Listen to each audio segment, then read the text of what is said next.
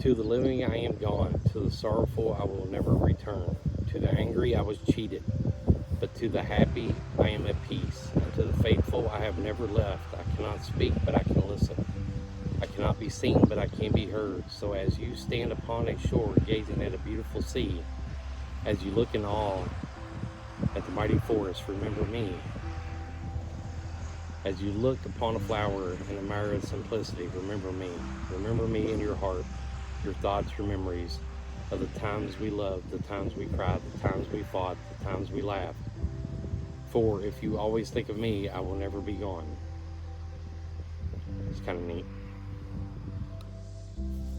All right, we seen this one. I thought it was kind of neat. Jesse C. Fraser Fowler, Higginbotham, April 15th, 1902, December 31st, 1997. The king is coming. But what caught my eye was we was coming up from the back side of it, and this is what was on the back of her headstone. The Grand Old Lady of Checkers. I'm guessing she must have been really good at checkers. What do you think? I think she was too. That's kind of neat. The Grand Old Lady of Checkers.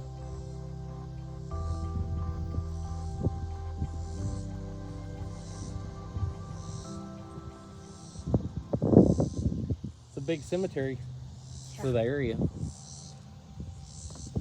There's two up here in the front that I've been driving past for a long time, and I want to check those out. So we're going to work our way kind of up that way and see what else we run across. All right, so we made our way to the front, and these were two headstones that are unbelievably cool. And I've seen them in other YouTube videos, but I've never seen one in person. Let me show them to you. So these were the two I was talking about that I seen in the front. They look exactly like oak trees with a plaque tied around a sawed off branch.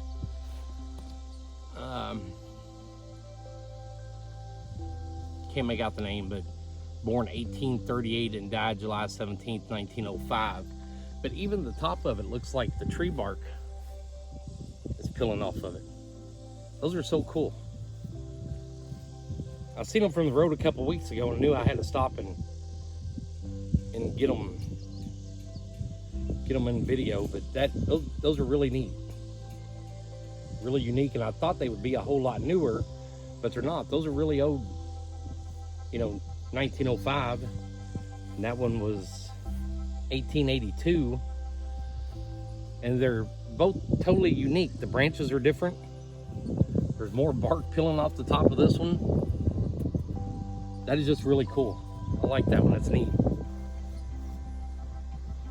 Husband and wife, both like oak trees. Pretty neat.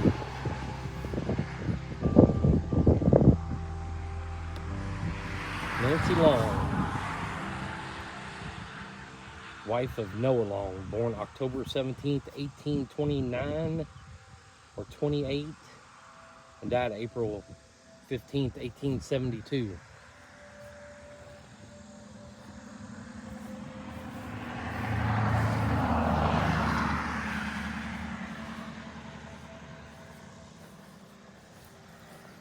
It's a neat one. Kind of caught my eye. Nathan, son of, can't make it out. Born May 8th, 1856, died January 15th, 1871.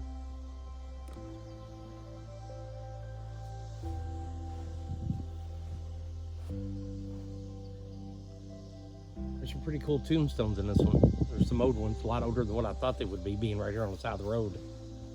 I just thought this, because from the road you see the really shiny ones and don't seem like they're quite a, like it would be an old cemetery, but some of these are a lot older than what I thought. And instead of them being in the back, the oldest ones are, in the front. They started at the front of this cemetery and worked their way back.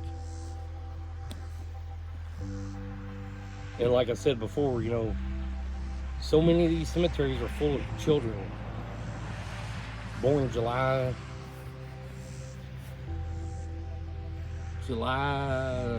3rd or not sure, 1881 to October 28th, 1882.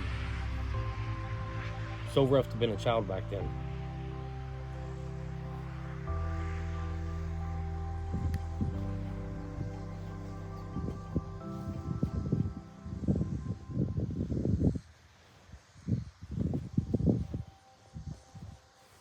And we're just going to kind of head over that way. There's some that are kind of tall that I wanted to look at too.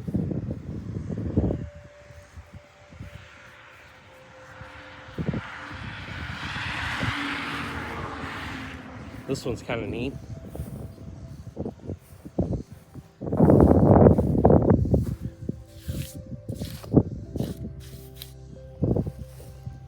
Henrietta Kirkpatrick, August 25th, 1872 to June 25th, 1920.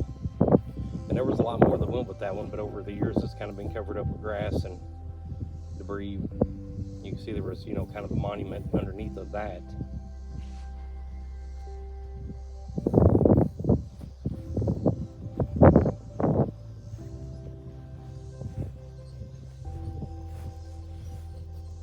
Homer Wright, born August 6, 1838, died January 30th, 1901, age 62 years, 5 months, and 24 days.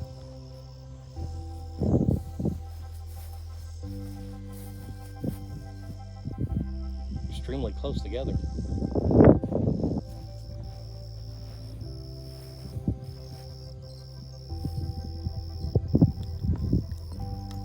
This one we're gonna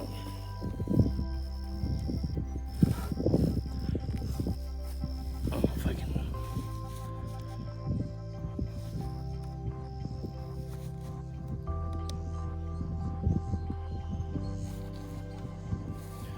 can't really stand it up without it falling again, so we're just going to kind of prop it up.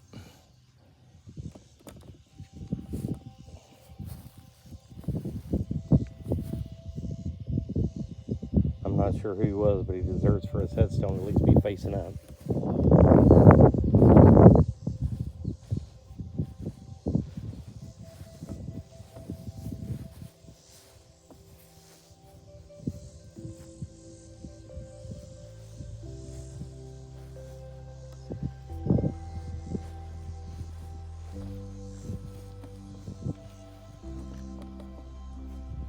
Kind of different how they wrote the name on that one.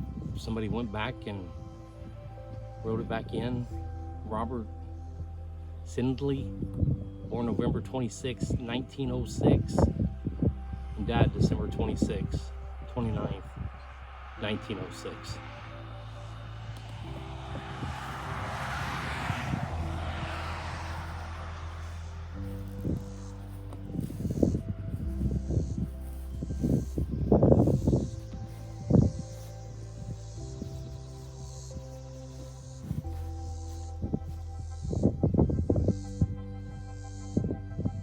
Can't make it a whole lot on that one. Died, born 1830 and died August 22nd.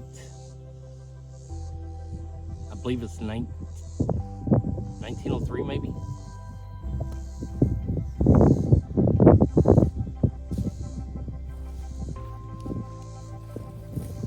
And there's some little patch of honeysuckle that's kind of buried in that one.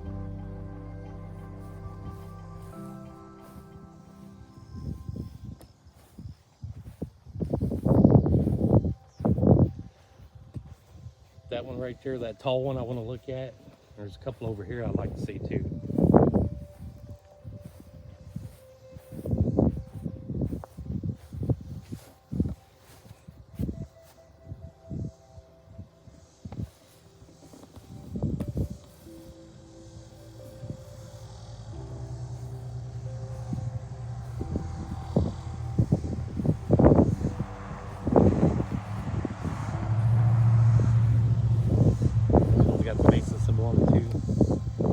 Compass. That's pretty hard to read. But I think it's pretty neat to think that somebody had hand carved that in.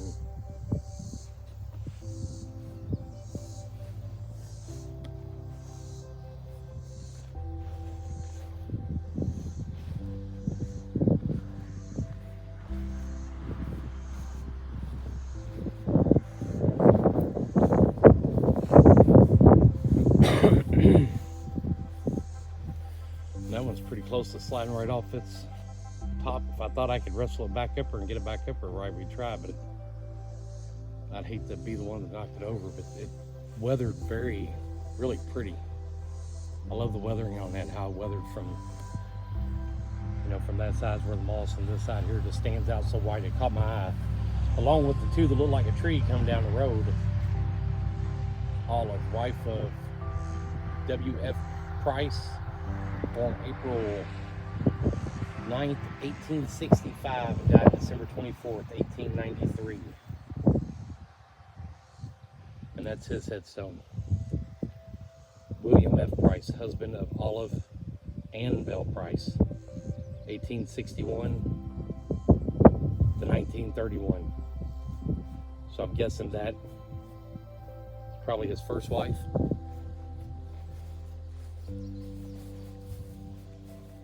And the grave of his second wife, Mary Isabel, wife of W.F. Price, March 6, 1865, May 3rd, 1926. That's odd. So there he is. There's wife number one. There's wife number two. Is that odd? Yeah. But I'm guessing she probably passed away first. Mr. William F. Price outlived them both.